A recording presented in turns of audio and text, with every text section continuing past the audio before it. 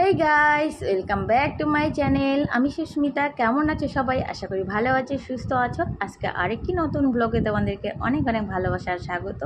তো দেখো, আমি চুল খুলে বসেছি। তোমরা ভাবছো আমি আজকে কি করব। তো তোমরা কিন্তু থাম্বনেলটা টাইটেলটা দেখে কিন্তু বুঝতেই পারতেছো যে আমি আজকে কি করব।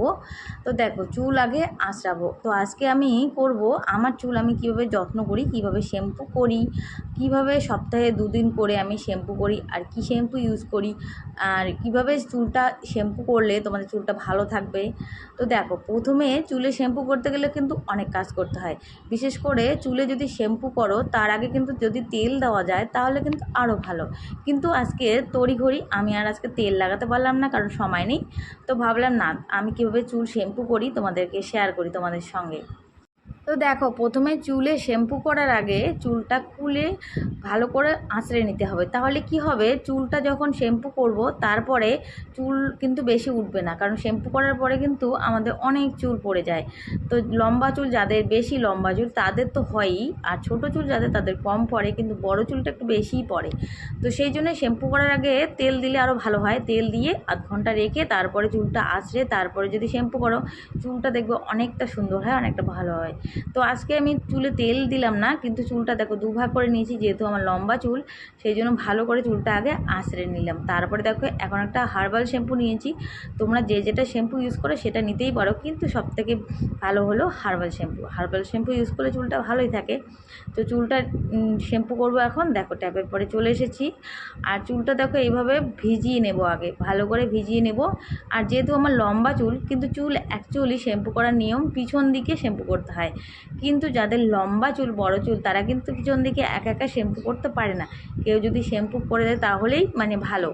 আর যদি একাই শ্যাম্পু করতে হয় তাহলে আমরা এভাবেই শ্যাম্পু করতে পারি। চুলটা দেখো সামনের দিকে নিতে হবে। চুলটা আগে ভালো করে ভিজিয়ে নিতে হবে, নিয়ে শ্যাম্পু নিয়ে চুলটা সামনের দিকে ভালো করে একদম পুরো চুলে শ্যাম্পু লাগাতে হবে। শ্যাম্পু লাগিয়ে চুলটা একটু হালকা হাতে মাসাজ করতে হবে, কারণ জোরে জোরে ঘষা যাবে না। কারণ যেহেতু চুলের গোড়াটা সফট আমাদের, সেই জন্য বেশি জোরে জোরে যদি আমরা ঘষাঘষি করি তাহলে কিন্তু চুলটা ভেঙে যাবে বা চুলটা উঠে যাবে। তো সেই জন্য কী করতে হবে, অল্প অল্প করে শ্যাম্পু নিয়ে পুরো মাথায় লাগিয়ে দেখো আমি আস্তে আস্তে চুলটাকে সামনের দিকে নিয়ে এসেছি। তো যারা যারা একাই একাই শ্যাম্পু করো, লম্বা চুল যাদের, তারা কিন্তু এভাবেই শ্যাম্পু করতে পারো। তো আমি কিন্তু এভাবেই শ্যাম্পু করি। চুলটা সামনের দিকে নিয়ে হালকা হালকা করে মাসাজ করে শ্যাম্পু লাগিয়ে 2-3 বার এরকম করে শ্যাম্পুটা করতে হবে। কারণ একবার শ্যাম্পু করব, তারপর শ্যাম্পু করার পরে চুলটা একবার ধুয়ে নেব, নোংরাটা বেরিয়ে যাবে, তারপর আরও একবার শ্যাম্পু করতে হবে। তো বেশি নোংরা যাদের চুল হয়, যারা অনেক দিন পর, ধরো কেউ 1 সপ্তাহ পরে শ্যাম্পু করে, তাদের কিন্তু 3 বার অন্ততপক্ষে চুলটা ধুয়ে ফেলতে হবে শ্যাম্পু দিয়ে।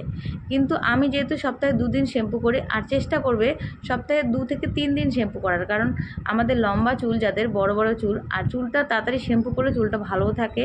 সপ্তাহে 2 দিন অন্ততপক্ষে চুল শ্যাম্পু করতেই হয়।